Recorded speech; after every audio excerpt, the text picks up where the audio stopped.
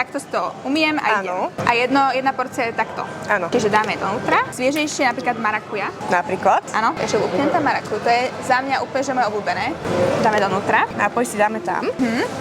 OK. Položený. Zaberáš si shaker. Dobre. Tvoríš, toto mám doľadovať. Tu máš naberačku. Jednu? Naber tak, aby bol plný shaker ľadu. A nevyleje sa to? Tak, To sa stane každému.